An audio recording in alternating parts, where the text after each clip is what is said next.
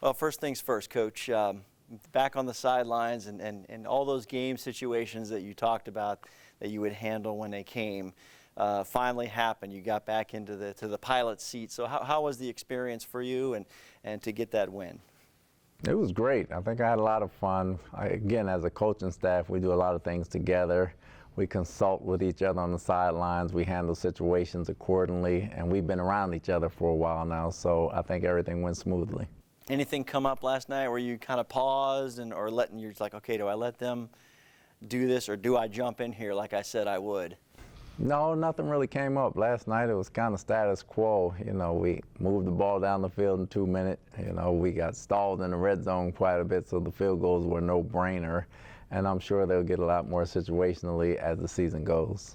How'd you get out of the game last night? I know the fans concerned about Chris Godwin and Donovan Smith as well. What are you able to see on a Monday, at least, from those two gentlemen? Well, they're real sore right now, but the tests are probably a little lighter than we thought they would be, and it's going to be a tolerance thing right now. So hopefully, toward the end of the week, you know, they start feeling a little better, and we'll see where they're at. Did you feel better when you got word from Chris that this is it, and it's probably not as serious as we think? Because I know a lot of fans were kind of, oh, it's exciting to have him back, but well, I don't know if he's too soon. Everybody was kind of juggling with that last night. I was happy that it wasn't his knee. You know, I was happy that it wasn't that, and that was a hamstring tweak. So that was encouraging. So I know he can come back from that.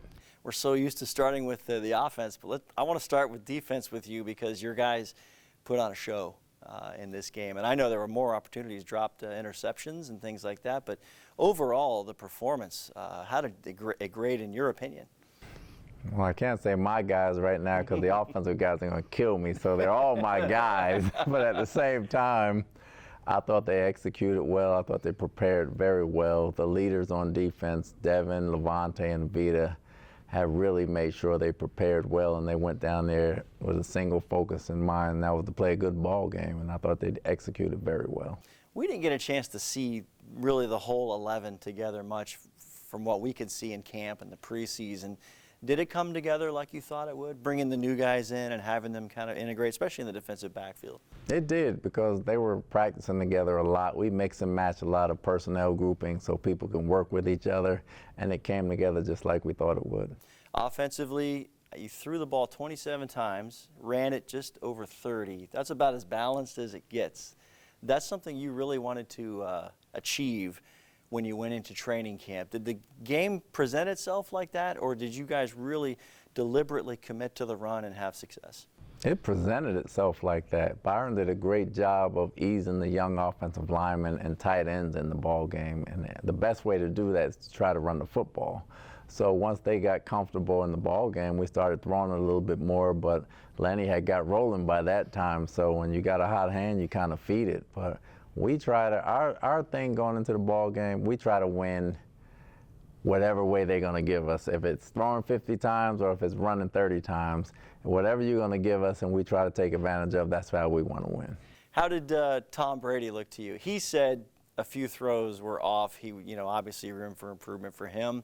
But when you were able to watch the film, what did you see? Well, I thought in between the 20s, we moved the ball up and down the field. Again, we got to tweak some things and get better in the red zone. We got to finish off those drives with 7 and not 3. And I think that's more or less what he was talking about. And we all understand that as a team, and it's something we can work on this week. Game situations, Donovan goes down, Josh comes in. You pitched in to help him out a little bit because Micah Parsons he had some success early on. Are these the kind of situations where the depth you've talked about must come through? Has to come through. Nobody's going to be healthy all year. We went through that last year. We understand that. So our depth this year, they understand that they're one play away from playing. So they prepare just like starters. So when they go in the game, there's no drop off. And finally, Coach, one in the books. Now you're going to a hostile environment. So how quickly do you put this one in the rearview mirror? What kind of adjustments do you think have to happen, or is it just now we move forward? For me, it's a 24-hour rule. You win the game last night, you sleep on the plane, you watch it in the morning, make your corrections, you move on. It's as simple as that. How do we move forward? We get ready for the Saints. That's it. It's game number 2. It's the most important game this week because it's the next game, and it's not going to win us the Super Bowl or lose us the Super Bowl. It's just the next opponent that week, and we're going to take them one at a time.